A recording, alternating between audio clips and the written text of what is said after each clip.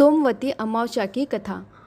गरीब ब्राह्मण परिवार था। उस परिवार में पति पत्नी के अलावा एक पुत्री भी थी। वह पुत्री धीरे धीरे बड़ी होने लगी।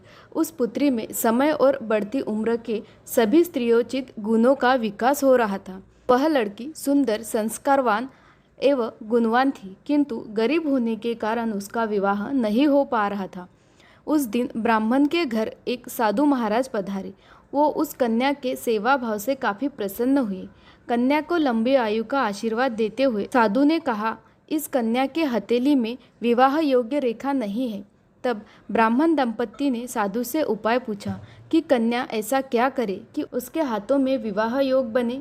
साधु ने कुछ देर विचार करने के बाद अपनी अंतर्दृष्टि से ध्यान करके बताया कि कुछ दूरी पर एक गांव में सोना नाम की धोबिन जाति की एक महिला न बेटे और बहू के साथ रहती है, जो बहुत ही आचार विचार और संस्कार संपन्न तथा पति पारायण है।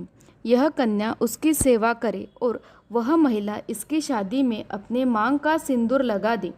उसके बाद इस कन्या का विवाह हो तो इस कन्या का वैधव्य मिट सकता है। साधु ने यह भी बताया कि वह महिला कहीं आती जाती नहीं है।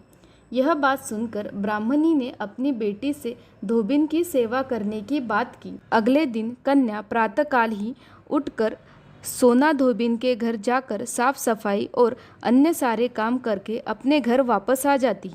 एक दिन सोना धोबिन अपनी बहू से पूछती है कि तुम तो सुबह ही उठकर सारे काम कर लेती हो और पता भी नहीं चलता। बहू ने कहा, माँ जी, मैंने तो सोचा कि आप ही सुबह उठकर सारे काम खुद ही खत्म कर लेती है।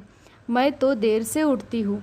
इस पर दोनों सास बहू निगरानी करने लगी कि कौन है जो सुबह ही घर का सारा काम करके चला जाता है। कई दिनों के बाद धोबिन ने देखा कि एक कन्या अंधेरे में घर में आती है और सारे काम करने के बाद चली जाती है। जब वह जाने लगी तो सोना धोबिन इसके पैरों पर गिर पड़ी।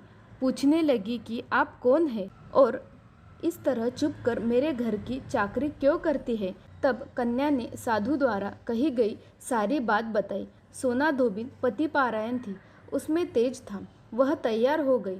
सोना धोबिन के पति थोड़ा अस्वस्थ थे। उसने अपनी बहू से अपने लौट आने तक घर पर ही रहने को कहा। सोना धोबिन ने जैसे ही अपने मांग का सिंदूर उस कन्या की मांग में लगाया, उसका पति मर गया। उसे इस बात का पता चल गया। वह घर से निराजल ही चली थी। यह सोचकर कि रास्ते में कहीं पीपल का पेड़ मिलेगा तो उसे भंवरी देकर और उसकी परिक्रमा करके ही जल ग्रहण करेगी। उस दिन सोमवती अमावस्या थी। ब्राह्मण के घर मिले हुए पकवान की जगह उसने ईंट के टुकड़ों से 108 बार भंवरी देकर 108 बार पीपल के पेड़ की परिक्रमा की और उसके बाद जल ग्रहण किया। ऐसा करते ही उसके पति के मुर्दा शरीर में वापस जान आ गई। धोबिन का पति वापस जीवित हो उठा।